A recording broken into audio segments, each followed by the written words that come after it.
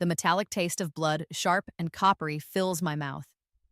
I stare at the scattered papers across our ridiculously expensive marble kitchen floor. Credit card statements.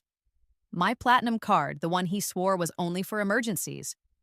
And there it is, a $15,000 charge. For a diamond tennis bracelet. I saw it last week, didn't I?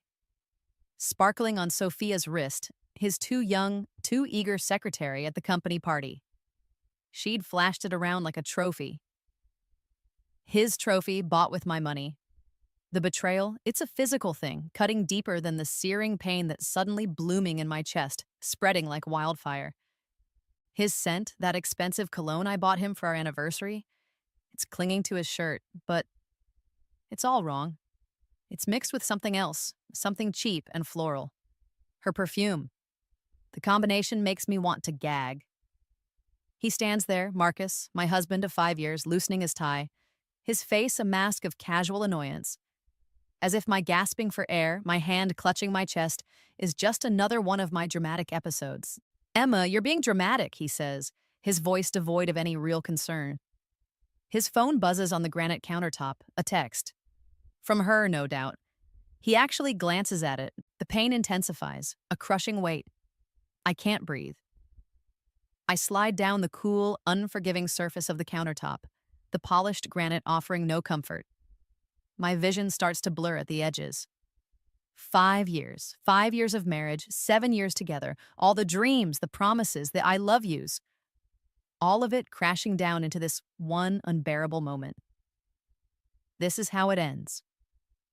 Not with a tearful confession, not with a desperate apology, not even with a sliver of remorse. No, it ends with him checking his phone, while my heart literally gives out from the stress, the heartache, the sheer weight of his deception. My heart pounds frantically, a wild bird trapped in my ribs, as betrayal crashes over me in waves, each one more suffocating than the last. I try to speak, to scream, to tell him what a monster he is, but only a choked gasp escapes. The last thing I see, as the pristine white of the kitchen ceiling fades to black, is Marcus stepping over my fallen body. He's reaching for his wallet on the counter, probably heading out, probably going to Sophia, probably going to spend more of my money on his mistress, stepping over my corpse to do it. The darkness takes me then, a cold, empty void. But death, it turns out, isn't always the end. Sometimes, if you're angry enough, if you're wronged enough, maybe, just maybe, it's a second chance. My second chance. And this time, I wouldn't be the fool. The silence of the void stretches, and then a jolt. Not of pain, but of awareness, laughter, my own laughter. It echoes bright and carefree through a space that feels both strange and intimately familiar. I'm sitting at a scratched wooden table, sunlight streaming through a slightly grimy window, and I'm smiling. Actually smiling. Across from me, Marcus smiles back, his eyes crinkling at the corners in that way I used to find so endearing. Before I knew it was a carefully crafted illusion. The newspaper in my hands. It's real, tangible. The Chronicle and the date. My breath catches. It's dated 3 years in the past. 3 years. The familiar creak of our old floorboards under my feet as I shift in my chair. It's a sound I'd forgotten. A sound from a life I thought was long gone. This is our old apartment, the one we lived in before the money. Before my grandmother's inheritance changed everything, or so I thought. It hadn't changed Marcus, not really. It had only given him a bigger playground for his deceptions. "What's wrong, babe?" Marcus asks, his brow furrowed with what appears, for a fleeting moment, to be genuine concern. But I know better now. The script of my life, our life, is etched into my memory, scarred onto my soul. I remember what comes next. The slow, insidious manipulation. The gradual erosion of my confidence. His careful, calculated access to my accounts. The systematic destruction of my self-worth, piece by painstaking piece. I tremble, the memories flooding back not as vague recollections, but as vivid, painful realities. In 6 months from this exact day, I'll inherit $50 million from Gran. A fortune I never asked for, but one that would seal my fate. In 2 years, almost to the day, Marcus will begin his affair with Sophia, the bright-eyed intern who will become his secretary, his confidant, his whore, bought and paid for with my money. And in 3 years, I'll be dead, collapsed on a cold kitchen floor, betrayed, broken, and utterly alone while he steps over me. I force myself to steady my breathing, to liberate my mind from the crushing panic that threatens to overwhelm me. This is impossible. It has to be a dream, a dying hallucination. But the cheap, slightly sticky wooden table under my fingertips, the scent of stale coffee and Marcus's familiar sandalwood soap, it's all too real. Just thinking about the future, I say, my voice surprisingly even. I watch his face, his handsome, lying face. Even now, 3 years before the true rot sets in, I can see it. That calculating gleam in his eyes when I mention the inheritance that's on the horizon. He thinks he's so clever, so subtle in his gold-digging aspirations. He has no idea. He has no idea what I know.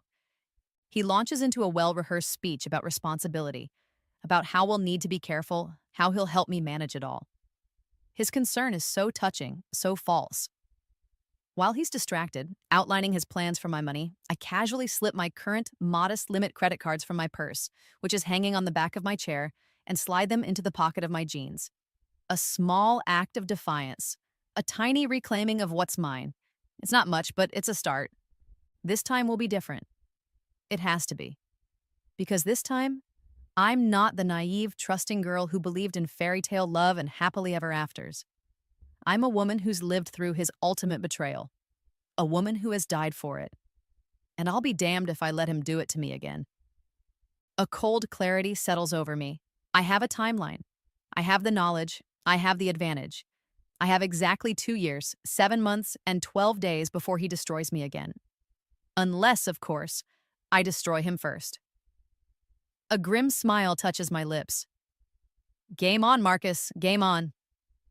The law firm's marble lobby still intimidates, but it's different this time. Last time, metaphorically speaking, I was practically on my knees, begging for scraps of information about my own inheritance, made to feel like a child, incapable of understanding complex matters.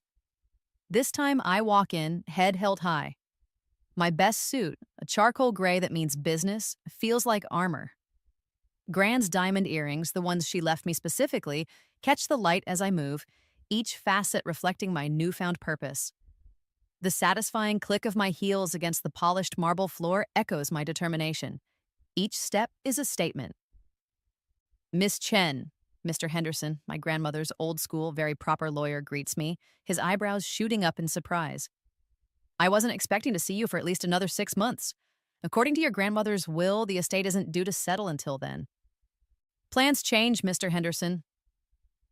I offer a cool, polite smile and settle into the plush leather chair across from his imposing mahogany desk. It smells of old books and even older money. I want to discuss the restructuring of my inheritance. Specifically, I lean forward, my voice calm but firm. I want to explore options for ironclad protection against any future spouse having access to my primary assets, regardless of when those assets are officially transferred to me. He blinks, then a slow, appreciative smile spreads across his face. A prudent move, Miss Chen. Very prudent indeed. Relief floods through me as I watch him nod approvingly. He has no idea how prudent. Marcus doesn't know I'm here. He thinks I'm at my monthly book club meeting, discussing the merits of the latest romance novel where the impossibly handsome, slightly flawed hero inevitably cheats, and the long-suffering heroine, after a brief period of angst, always forgives him. How utterly, ironically fitting that I'm actually here, laying the groundwork for his spectacular downfall instead. Over the next 3 weeks, my life becomes a masterclass in covert operations. I systematically document everything.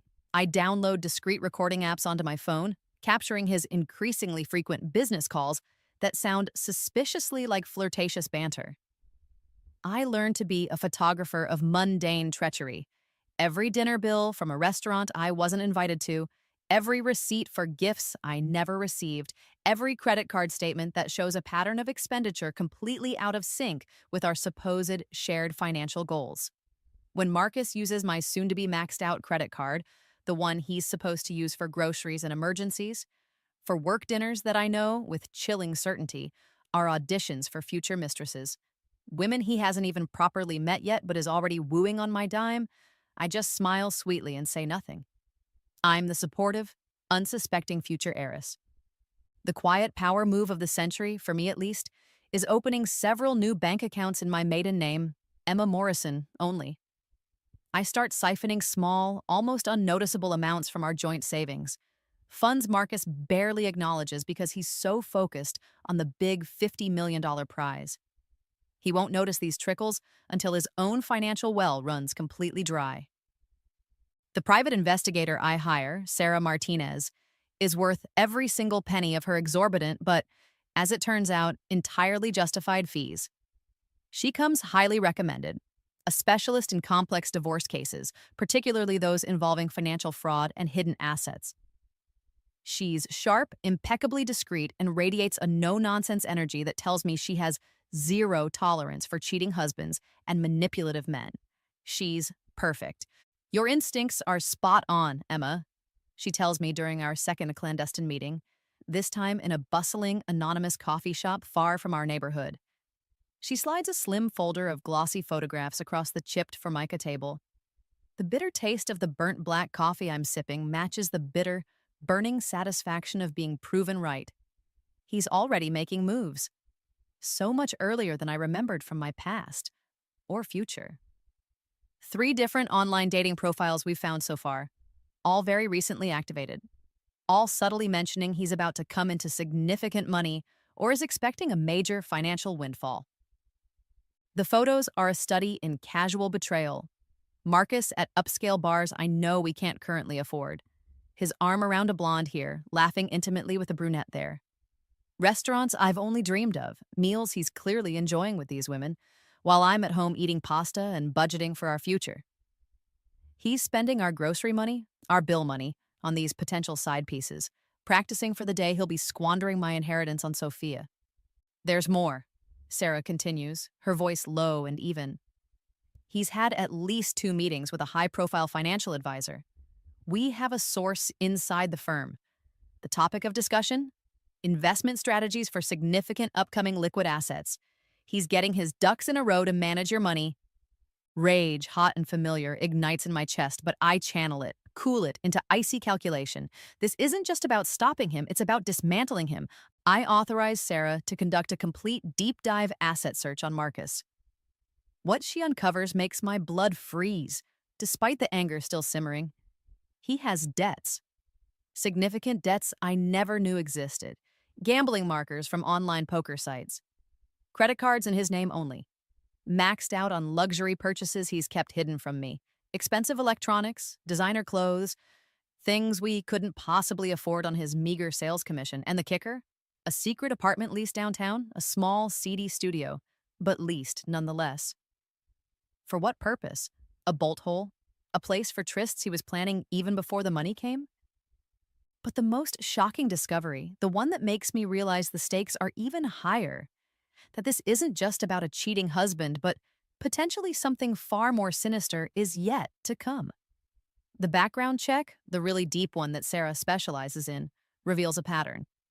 Marcus isn't just an opportunistic gold digger, he's practically a professional.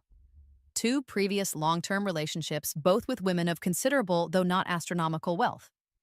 Both relationships ending abruptly, mysteriously, after the women had, for reasons unknown, signed over significant assets or control of funds to him. Neither woman pressed charges. One moved abroad immediately after, the other, Sarah found, was now living a quiet, reclusive life. One of them, Rebecca Albright, after much gentle persuasion from Sarah, agreed to meet me. We meet for a quiet lunch in a discreet restaurant. Her hands shake as she recounts her story, her eyes haunted. He's a chameleon, Emma, she warns, her voice barely above a whisper. He becomes exactly what you want him to be. He made me feel like I was the paranoid one, the jealous one, the crazy one for questioning him. He gaslighted me so expertly. By the time I realized what was truly happening, that he was systematically draining my trust fund, it was too late. He'd cleaned me out and vanished, changed his number, disappeared from social media. It was like he never existed. My blood runs cold. I realize, with a jolt of genuine fear, that I have far less time than I thought. Marcus isn't just a greedy fool.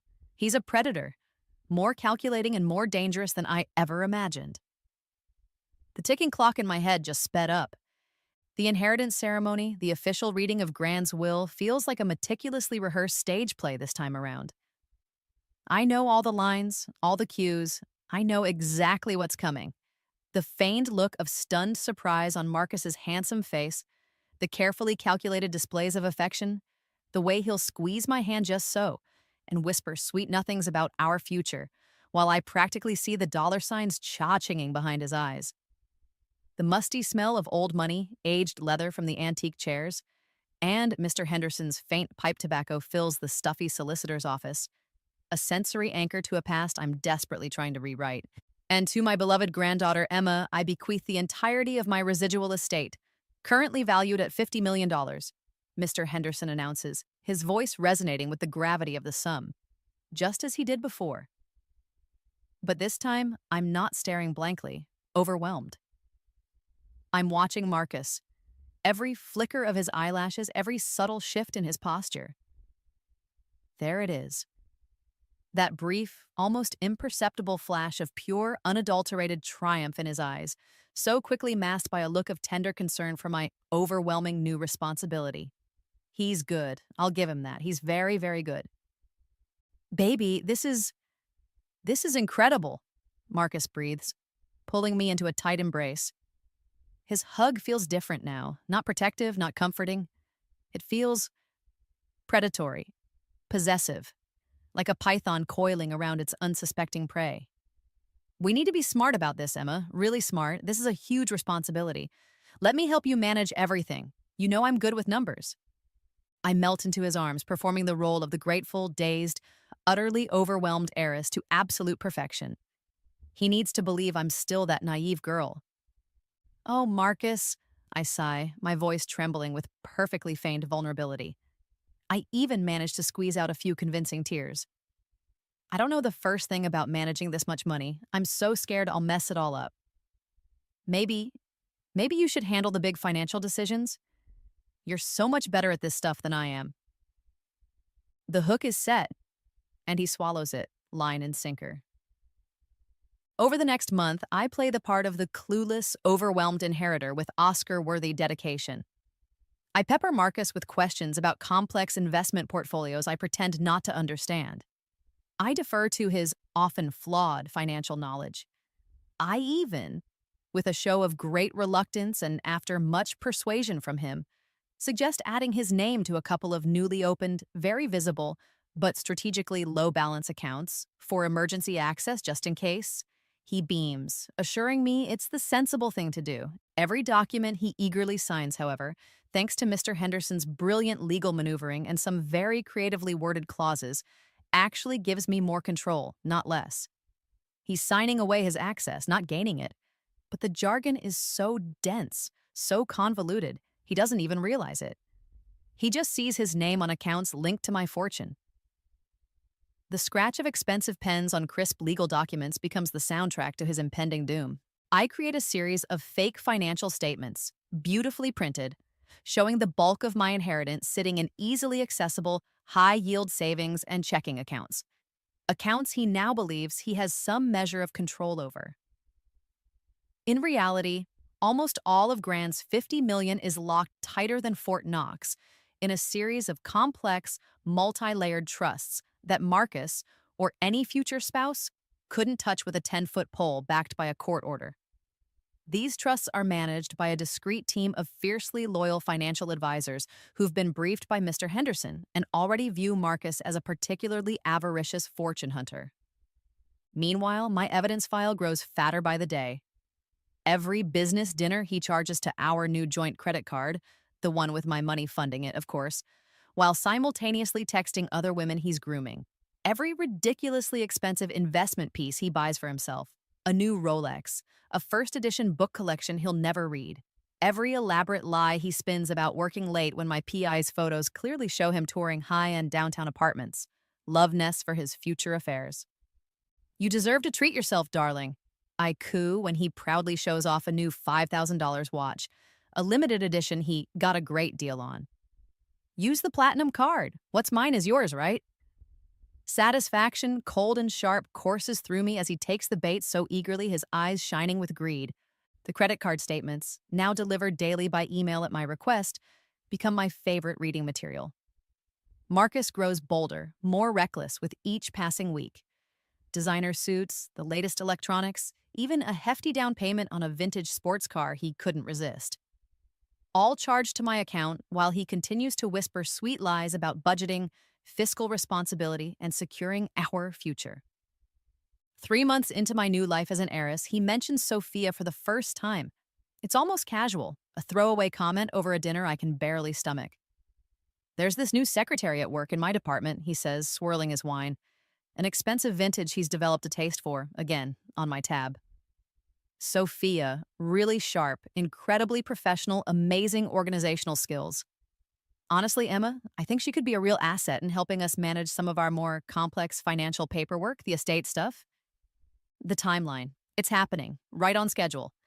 The affair, the one that will be the centerpiece of his downfall, will begin in approximately 6 weeks, exactly as it did in my previous doomed existence. I nod enthusiastically, my smile wide and guileless. That sounds absolutely wonderful, Marcus. What a great idea. Maybe we should take her out to dinner sometime. As a thank you for helping us out? The look of sheer, unadulterated panic that flashes across his face for a millisecond is utterly delicious. It's gone as quickly as it appears, replaced by his usual smooth composure. Oh, no. No need for that, baby. I don't want to mix our business with our personal life too much. Keep things professional, you know? The clink of our silverware against the fine china plates is the only sound for a moment, as we eat in a carefully constructed, heavy silence. The next day, I commissioned Sarah to hire a freelance photographer. Their first assignment, to document Marcus and Sophia's first business lunch, the one he tells me is a vital networking opportunity. The photos are perfect, gallery-worthy images of betrayal. Marcus leaning in, feeding Sophia a bite of his tiramisu. Marcus holding her hand across the linen-covered table.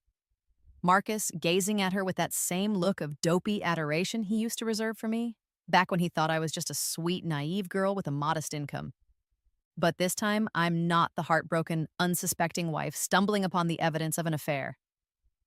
Oh no, this time I'm the spider, patiently, meticulously weaving my web, watching with grim satisfaction as the oblivious flies get hopelessly, irrevocably entangled, because the real trap, the one that will snap shut and leave him with nothing, hasn't even been triggered yet. 2 weeks later, as if following a predetermined script, Marcus comes home from working late with a small, elegantly wrapped jewelry box in his hand. He has that sheepish, slightly guilty look he gets when he's trying to butter me up. I saw this today and it made me think of you, he says, his voice a little too earnest as he presents it to me. I know this bracelet. It's a delicate, understated silver chain with a tiny sapphire charm. I remember it with perfect clarity. I remember exactly when he bought it in my past life, how much it cost, a fraction of what he'd soon be spending on Sophia, and, most importantly, who it was really intended for, or rather, who it was a practice run for. In my previous life, I'd found the crumpled receipt for this very bracelet tucked into his sock drawer 3 months after he'd given it to me. The date on the receipt was just days before he'd presented Sophia with her much more extravagant diamond tennis bracelet. This little silver trinket had been his trial run in gift-giving deception. I beam at him, my eyes wide with false gratitude, while a cold, hard fury calculates in the recesses of my mind. How dare he? How dare he try this again? Oh, Marcus, it's beautiful, I gush, my voice catching with just the right amount of emotion. I extend my wrist, allowing him to clasp the flimsy bracelet around it. You're so thoughtful, thank you. What Marcus, in his monumental arrogance, doesn't know is that this bracelet, this cheap symbol of his rehearsed betrayal, like every single other thing he has bought or will buy with my money, is about to become Exhibit A in the comprehensive dossier that will utterly destroy him. I immediately photograph the bracelet next to its gift box and the still intact gift receipt, which he'd carelessly left in the bag. ensuring the timestamp on my phone's camera is clearly visible. Another precious piece of evidence added to my rapidly growing collection. He's making this almost too easy. The hotel security footage is cinematic gold. Grainy, yes, but the narrative is crystal clear. Marcus and Sophia entering the elevator at the Grand Regent Hotel downtown. His hands are already wandering possessively on her waist, then dipping lower. She's pressed up against him, head thrown back in laughter, looking up at him like he's some kind of god. They're like a pair of hormonal teenagers who can't wait to get their clothes off. The timestamp in the corner of the monitor reads 2:47 p.m. on a Tuesday. He'd told me he was stuck in endless budget revision meetings all afternoon. Liar. The static buzz of the security office monitors displaying my husband's blatant betrayal in unflattering grainy black and white is a strangely soothing sound. Room 412, the bored-looking security manager confirms, his voice flat as he slides a printout of the keycard records across his cluttered desk. Registered under Marcus Chen, paid for with a credit card ending in 7834. My card. Of course it's my card, the platinum one, with the ridiculously high limit I'd been persuaded to authorize. Every sordid detail, every illicit thrill, funded by me. I absorbed this information not with the soul-crushing devastation I experienced in my past life, but with a cold, detached satisfaction. He's so predictable, so utterly, pathetically predictable. This time there are no tearful confrontations in hotel hallways, no screaming accusations that only serve to make me look like the unhinged, hysterical wife. Oh no. This time I wait. I wait in my discreetly rented, heavily tinted SUV parked across the street from the Grand Regent service entrance. Armed with a high-powered telephoto lens and a thermos of lukewarm coffee, I meticulously document every moment of their illicit afternoon rendezvous with the precision of a seasoned paparazzo. The photographs are damning, clinically, beautifully damning. Marcus's hand, proprietary and firm, on the small of Sophia's back as they scurry out of a side exit, clearly trying to avoid the main lobby.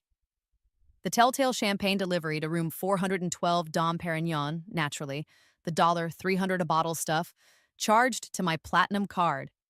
I even capture a long lens shot through their partially open curtains, amateurs, of him looking at her with that disgustingly tender expression, the one he used to reserve for me, like she's the most precious, wonderful creature on earth, all while he's systematically treating me, his wife, like a walking, talking, endlessly replenishing bank account with legs. Back in my car, I immediately upload the images to a secure cloud server and send copies to Mr. Henderson and Sarah Martinez with a simple, encrypted text message. Phase 2 is now operational. Proceed as discussed. At home, later that evening, Marcus waltzes in, showering off Sophia's cheap floral perfume and the scent of hotel soap, and pretends that absolutely nothing out of the ordinary has occurred. "How was your day, sweetheart?" he asks, his voice a perfect imitation of marital solicitude as he leans in to kiss my cheek, with lips that were intimately acquainted with another woman mere hours ago. The lavender scent of his expensive triple-milled soap. Soap I bought him, for God's sake, is being used to wash away the evidence of his betrayal. The irony is almost enough to make me laugh out loud. "Productive," I reply, my voice light and airy. And it's the truth. Very productive. I've been doing a lot of thinking about our finances lately, Marcus. You know, with all this new responsibility, maybe we should start keeping much more detailed records of all our expenses. For tax purposes, of course. "Why?" he asks, a little too quickly. A flicker of something, panic, guilt, darts across his eyes before he smooths it away.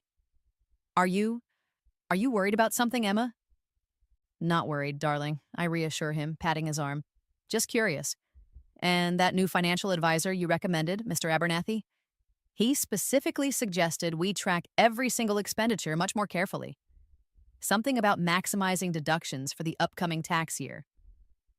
I watch pure, unadulterated relief flood his features as he swallows my carefully constructed lie whole. He's so easily manipulated when his own greed is involved. Over dinner, a simple salad for me, a lavish steak he felt he deserved after his hard day of meetings for him, I casually, innocently, mentioned seeing a stunning silver BMW convertible downtown earlier that day. Absolutely beautiful car, Marcus. So sleek. I've always wanted one just like that. Marcus visibly chokes on his mouthful of expensive Cabernet. The silver BMW is Sophia's dream car. I know this because I had my PI discreetly tail them yesterday when Marcus, in a fit of post-coital generosity, took her car shopping with my black Amex, the one with no preset spending limit, naturally.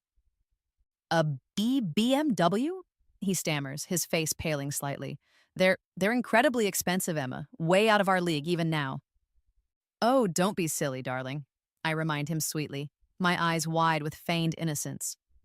Money isn't really an object anymore, is it? Not for us. Maybe you should go and test drive one.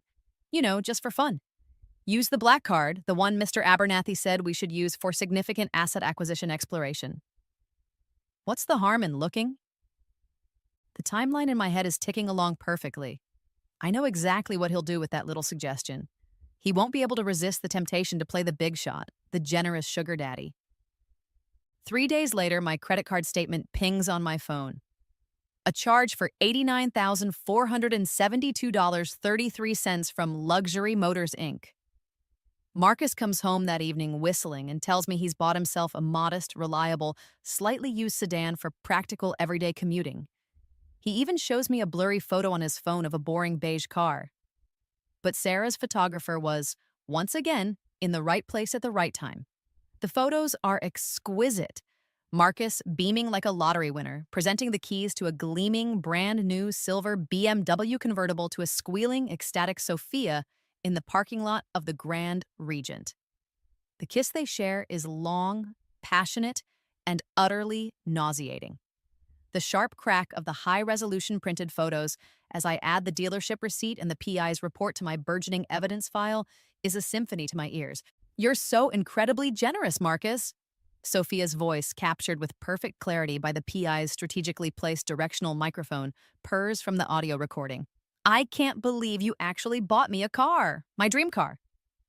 Only the best for my future wife, Marcus replies, his voice thick with bogus sincerity. My heart, had it still been capable of such fragile emotion where he was concerned, would have shattered into a million pieces.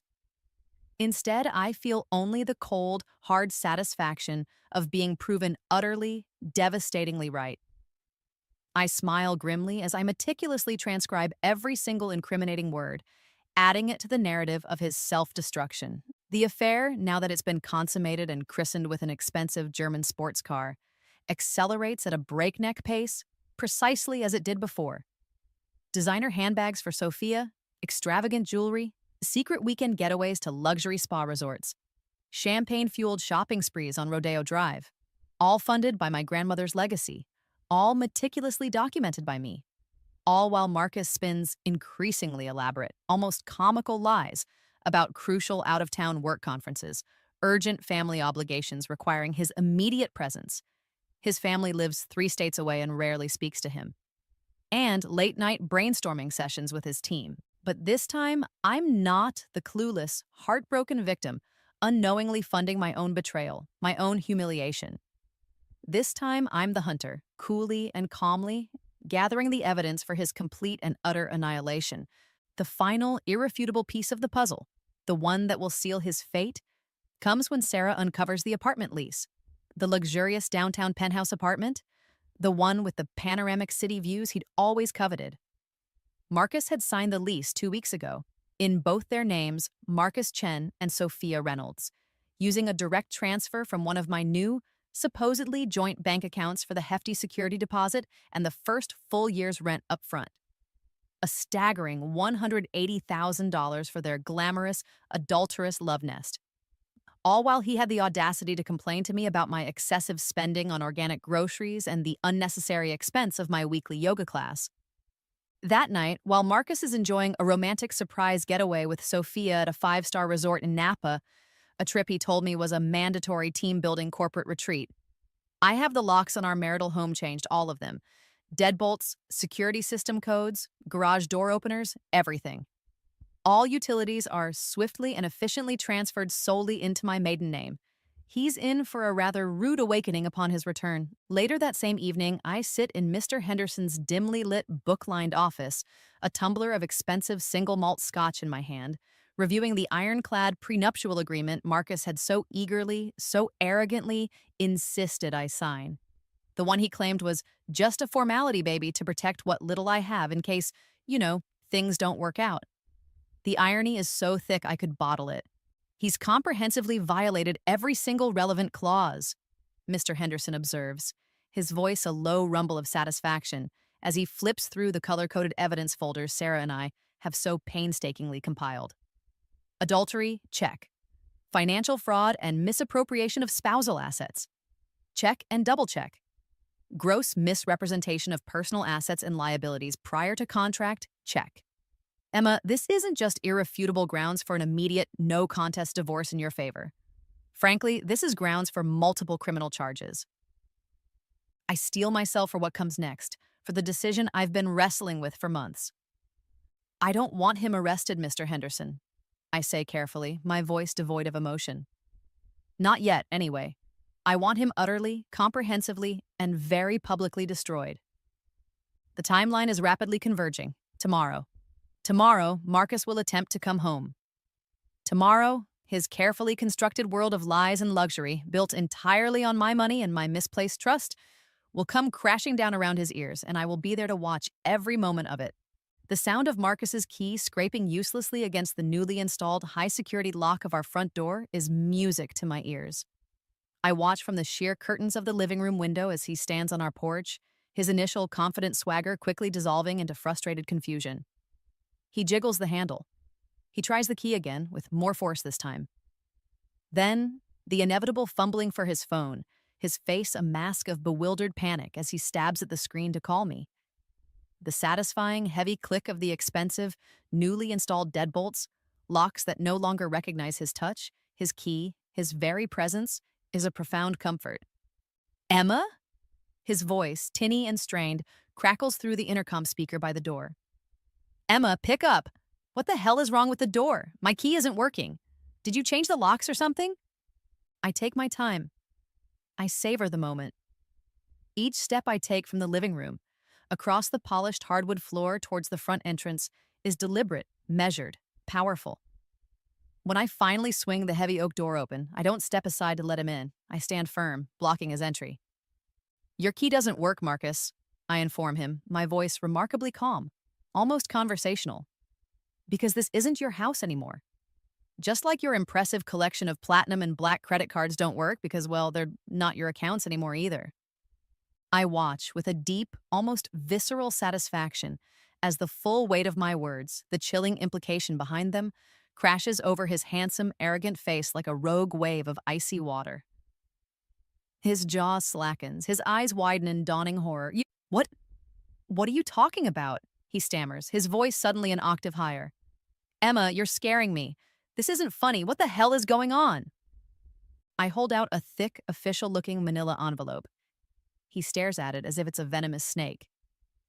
Divorce papers, I announce, my voice still even.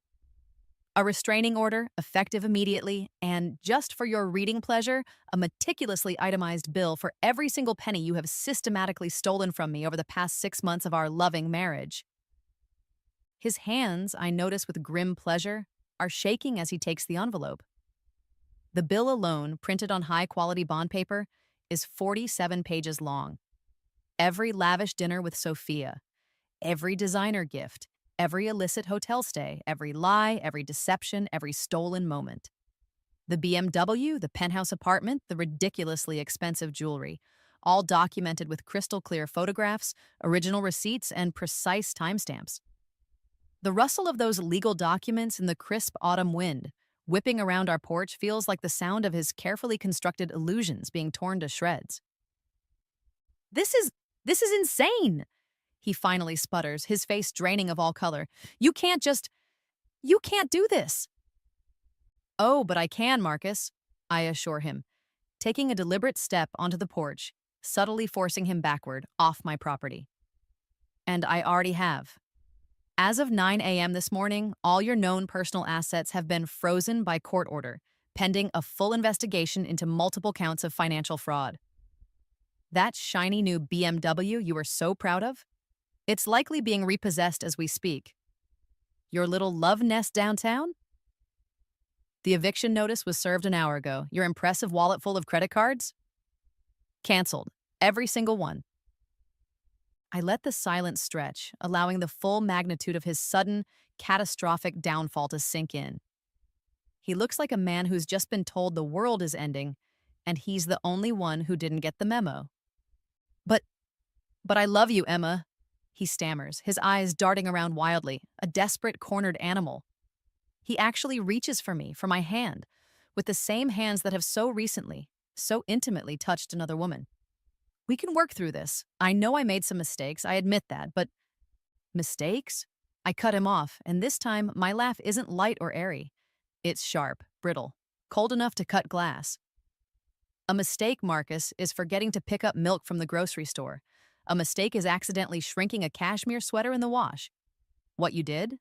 You systematically, cold-bloodedly stole from your wife while simultaneously screwing your secretary in luxury hotel rooms that I paid for.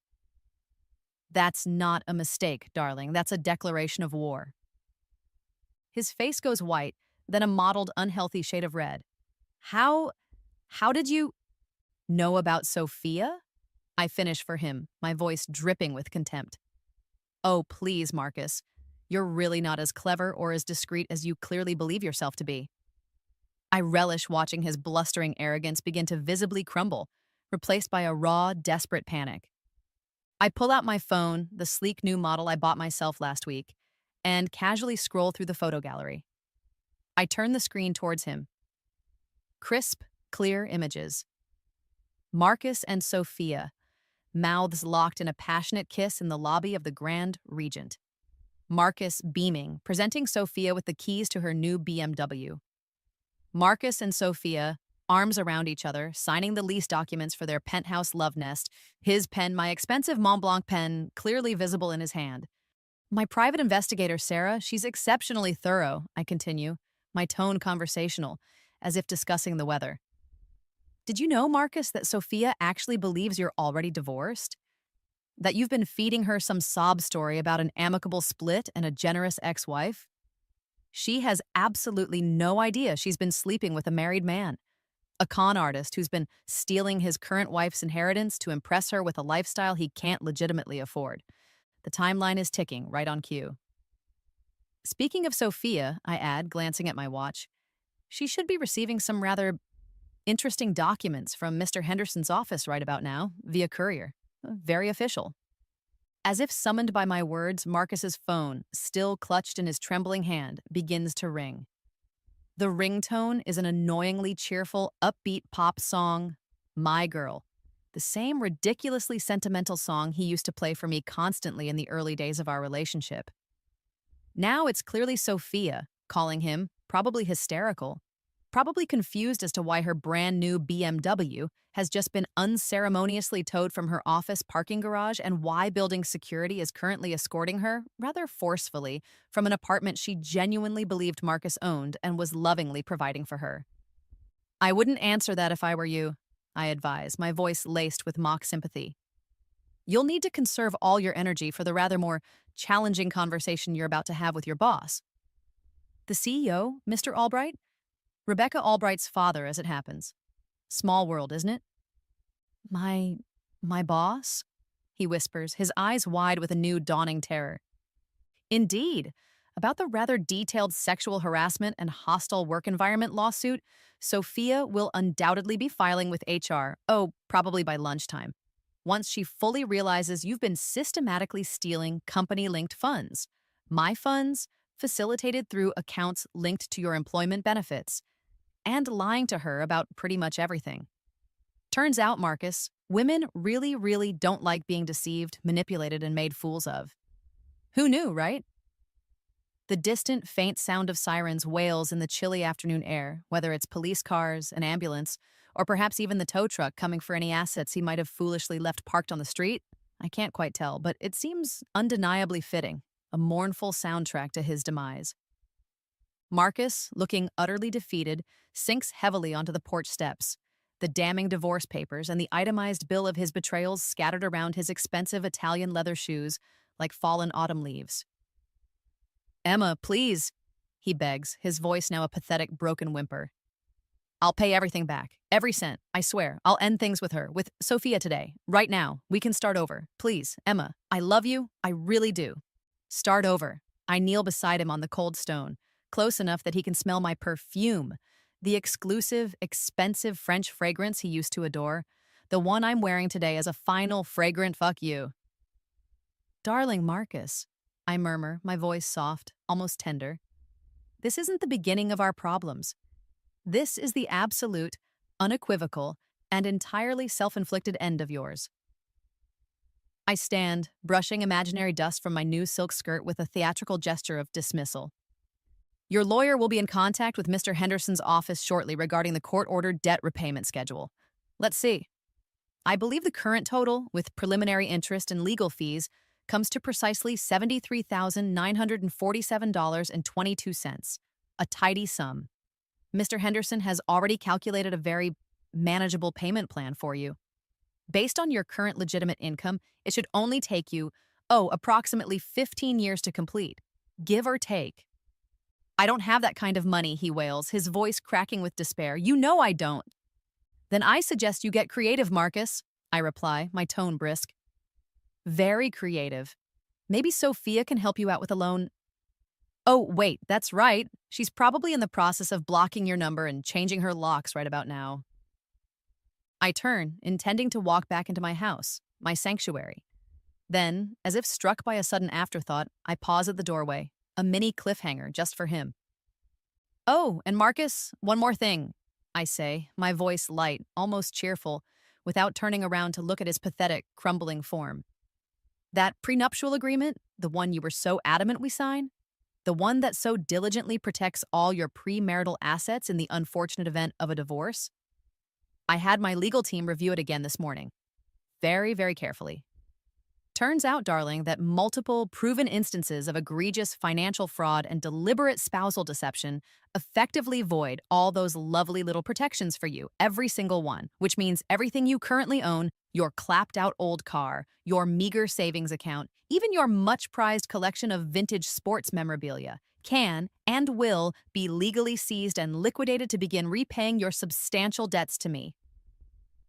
The sound Marcus makes, then, is a truly pitiable thing, somewhere between a strangled sob and a guttural groan of pure agony.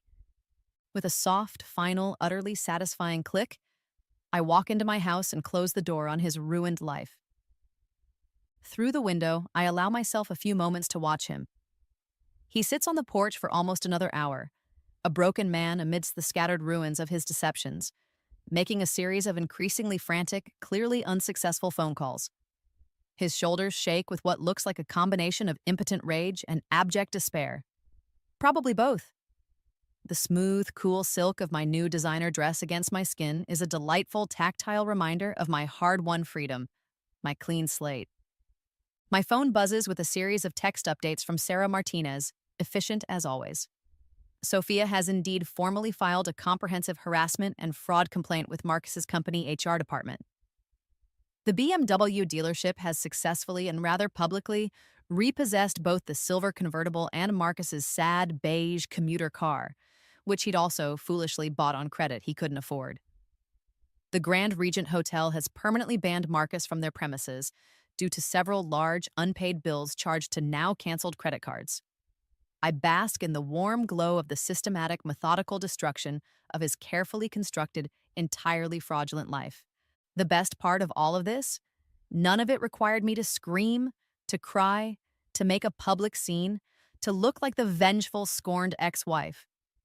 To the outside world, to anyone who might inquire, I am simply a pragmatic, intelligent woman who unfortunately discovered significant financial fraud perpetrated by her spouse and took the appropriate, necessary legal action to protect her assets and her dignity. Marcus, bless his greedy, stupid heart, destroyed himself with his own insatiable avarice and his breathtakingly foolish underestimation of me. The timeline is almost complete. Tomorrow, the final chapter of his downfall will be written. and I'll be starting a brand new book of my own. 6 months later, I'm sitting in Mr. Henderson's sun-drenched office, the panoramic view of the city skyline sprawling beneath us. A breathtaking vista I never truly appreciated when I was married to Marcus. I was always too busy, too consumed with worrying about his moods, his needs, his endless, unspoken demands to ever really stop and enjoy my own success, my own life. The satisfying scratch of my favorite gold fountain pen across the heavy, expensive paper of the final divorce decree is the only sound in the room. I'm signing away the very last vestige of the worst chapter of my life. Mr. Henderson slides the neatly stacked documents across his gleaming mahogany desk with a small, immensely satisfied smile. "Well, Emma," he announces, his voice warm, "it's official. The marriage is irrevocably dissolved. All your assets are fully protected, shielded from any conceivable future claim. And Mr. Chen's court-mandated debt repayment plan is firmly locked in place. He won't be wriggling out of that." I breathe deeply, a genuine, soul-deep sigh of relief, feeling lighter, freer than I have in years, possibly ever. A weight I didn't even fully realize I was carrying has been lifted. "And what about the potential criminal charges for the financial fraud?" I ask, carefully organizing the signed papers into my new, sleek leather briefcase with a newfound sense of efficiency and order. "Ah, yes." Mr. Henderson leans back in his chair. "The district attorney's office has decided not to proceed with a formal prosecution at this time, given that a comprehensive mechanism for full restitution is now legally in place. However," he adds, a twinkle in his eye, "I have it on very good authority that the Internal Revenue Service is taking a very, very keen interest in Mr. Chen's previously unreported income, his rather lavish luxury purchases over the past year, and several, shall we say, questionable financial declarations. Tax evasion, as you know, carries rather hefty penalties." I nod calmly, a faint smile playing on my lips. I had, of course, with Sarah's discreet assistance, ensured that certain anonymous but highly detailed tip-offs found their way to the relevant government agencies. A quiet power move, a final little gift to Marcus. I had orchestrated this particular outcome with meticulous precision. The heavy oak door to the office opens, and Sarah Martinez, my brilliant, unflappable private investigator, enters. She's carrying a thick, neatly bound folder. "The final report, Emma," she says, her voice crisp and professional as she sets it on the polished desk between us. "Every transaction, every lie, every hotel room tryst, every deceitful text message, all fully documented, cross-referenced, and verified for your records. A complete compendium of Mr. Marcus Chen's spectacular self-immolation." I allow myself to flip through the folder, marveling at the sheer, comprehensive artistry of Marcus's downfall. The photographs, in particular, tell the story far better than any novel ever could. Marcus, looking haggard and defeated, moving a few pathetic boxes into a cramped, run-down studio apartment in a decidedly undesirable part of town. Sophia, her face a mask of grim determination, boarding a bus at the Greyhound station, reportedly transferring to her company's satellite office in Denver to escape the scandal and rebuild her shattered career. The gleaming silver BMW, once her pride and joy, now being unceremoniously sold at a police impound auction. The crisp sound of those professional high-gloss photographs sliding against each other is a small, sweet symphony of victory. "He tried calling your personal cell 73 times last week alone," Sarah reports, consulting her notes. "Also sent a rather desperate-looking bouquet of wilted flowers to your apartment building, which your ever-vigilant doorman, Miguel, refused on your behalf, as per your standing instructions."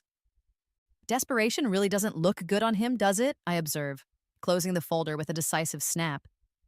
There's a certain grim satisfaction in knowing he's suffering, but mostly I just feel an overwhelming sense of indifference. I dismiss the thought of Marcus's ongoing suffering with the same casual ease and lack of concern with which he once dismissed my feelings, my pain, my very existence. My phone buzzes on the desk. A group text from my book club, "Wine night at Jessica's tonight, 7 p.m. sharp. Bring your absolute favorite, most satisfying revenge story to share. XOXO." I smile, a genuine, unforced smile that reaches my eyes as I quickly type back, Ladies, I am currently living my new favorite revenge story, and trust me, it's a bestseller. See you at 7. I'll bring the good champagne. Mr. Henderson clears his throat, a subtle diplomatic sound. And what are your plans now, Miss Chen? Or perhaps I should more accurately say, Miss Morrison?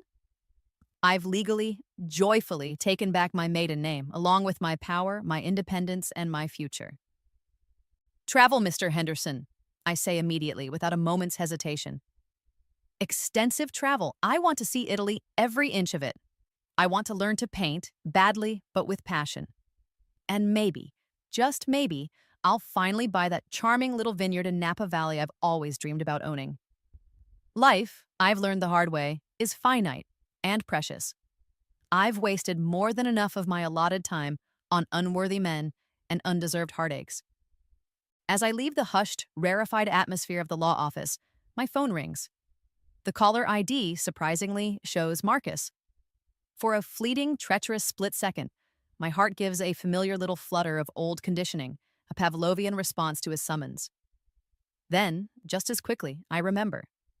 I remember the betrayal, the callous lies, the crushing weight of his selfishness, the chilling image of him stepping over my dying body to retrieve his wallet. I decline the call without a second thought and promptly block his number. Permanently. The smooth, buttery leather of my new designer handbag, bought with my own money for my own pleasure because I damn well deserve it, feels wonderful beneath my fingertips as I step into the waiting elevator. The elevator descends 42 floors, and with each passing floor, I feel the last vestiges of my old life, my old self, falling away, like shedding a skin that no longer fits. By the time I reach the bustling, sunlit lobby, I'm already mentally shortlisting Italian language schools and idly browse online listings for art studios with good natural light. Outside, the city pulses with a vibrant, chaotic energy. Food trucks line the sidewalks, their diverse, savory aromas. Spicy tacos, sweet crepes, smoky barbecue mixing tantalizingly in the crisp autumn air. Street musicians play soulful jazz on crowded corners, where impeccably dressed business people hurry past, clutching their afternoon coffees and important-looking briefcases. I savor this moment of absolute untainted freedom. 3 blocks from the law office, heading towards my favorite independent bookstore, I spot a familiar, rather pathetic figure hunched over a grimy bus stop bench. It's Marcus. He's wearing the same expensive Italian suit he wore to our final divorce court appearance. A suit that now looks wrinkled, ill-fitting, and slightly too large for his noticeably stress-diminished frame. He's holding a battered-looking cell phone to his ear, his voice tight with what sounds like desperate pleading, probably begging some long-lost acquaintance for money or a job reference, or perhaps just a moment of human sympathy. I could walk over. I could gloat. I could deliver a final, cutting remark. But instead, I choose something far more powerful, far more satisfying. I choose to not care. He's irrelevant. He's a ghost from a past I've already moved on from. I turn and walk decisively in the opposite direction, towards the cozy little neighborhood cafe where I used to sit for hours, writing in my journal long before I got married. The one Marcus always complained was too pretentious, overpriced, and full of hipsters. His loss. The barista, a friendly young woman with bright pink hair, recognizes me instantly. Emma! Wow, we haven't seen you in forever. The usual, double espresso, no sugar? Actually, I say, scanning the brightly colored chalkboard menu with new eyes, a genuine smile playing on my lips. I think I'll try something completely different today. Surprise me. The rich, intoxicating aroma of freshly ground coffee beans, dark and promising, fills the air, a scent pregnant with the possibility of new experiences, new beginnings. While I wait for my mystery drink, I pull out my phone and systematically delete every digital trace of Marcus Chen from my life. His contact information, all his photos, our old, posed, happy couple photos from social media, every text message, every email, every digital reminder of our shared history. It all disappears with a series of satisfying, decisive taps of my finger. I feel a palpable weight lift from my shoulders with each deleted memory, each severed tie. The barista hands me a beautifully crafted lavender honey latte, served in a heavy ceramic mug, steam rising invitingly from its surface. It's sophisticated, unexpected, and utterly delightful nothing I would have ever dared to order when I was still trying to be the perfect, accommodating, budget conscious wife who never indulged in small luxuries for herself. I find a quiet corner table with a sunlit view of the bustling street and pull out the supple, leather bound journal I treated myself to yesterday. The first page is still pristine, invitingly blank, waiting for the story of my new, unwritten life to begin. As I lift my pen, ready to write, my phone buzzes with a notification from an unknown number, a message. My heart gives a little lurch. Not again. The message is short, almost curt. "This is Sophia Reynolds. Can we talk? I think there are some things you should know." For a brief, surreal moment, I'm transported back to my previous life, back to that crushing moment of discovery, when finding out about Marcus's affair with Sophia felt like the absolute end of my world, a betrayal so profound I thought I'd never recover. Now, Sophia's tentative, almost pleading text message feels like nothing more than a minor, vaguely interesting curiosity, a footnote in a chapter I've already closed. I consider ignoring it. Then, with a sigh, I type back a brief, polite, but firm reply. "Sophia, there's truly nothing to discuss. I wish you the best of luck with your fresh start. Emma." I hit send and immediately block her number too. She's part of his mess, not mine. Not anymore. The smooth, satisfying flow of dark ink across the thick, cream-colored paper of my journal is a welcome antidote. I begin to write, my hand moving quickly, confidently. Chapter 1, the day I chose myself. I write about the disorienting, terrifying, ultimately empowering morning. I woke up 3 long years in the past, armed with the bitter knowledge of my future and a burning, unquenchable determination to rewrite it. I write about the grim, methodical satisfaction of watching Marcus's intricate web of lies and deceit unravel under the unwavering, inescapable weight of truth.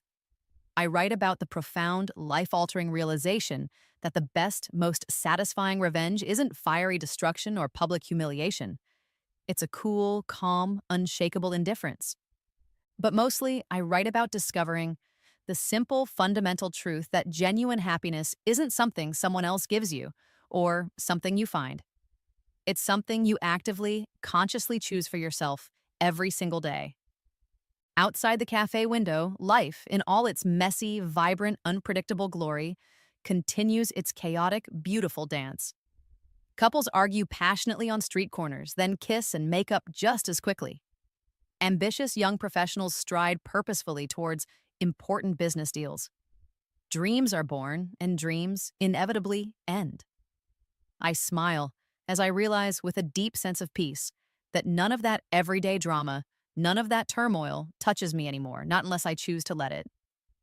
Marcus used my credit cards, my money, my trust, to try and buy a love that was never real, to shower his mistress with gifts that ultimately meant nothing.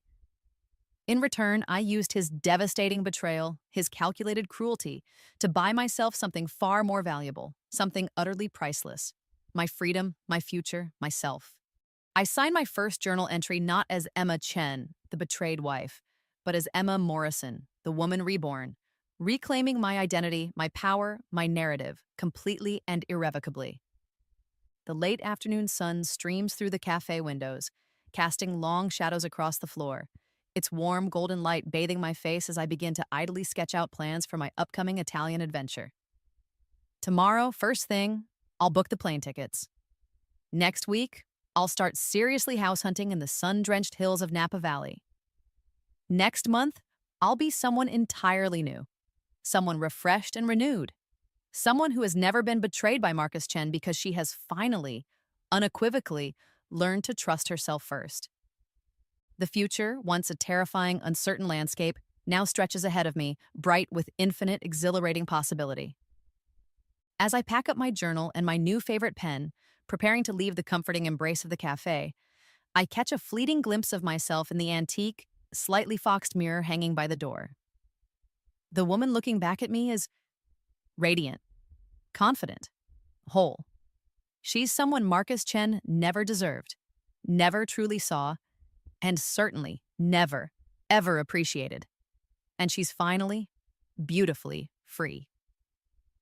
The cheerful jingle of the cafe door chimes brightly as I step out, not into the fading light of a day ending, but into the brilliant, welcoming sunshine of my brand new life, leaving the past and Marcus and all his sorry, sordid drama exactly where they belong, far, far behind me.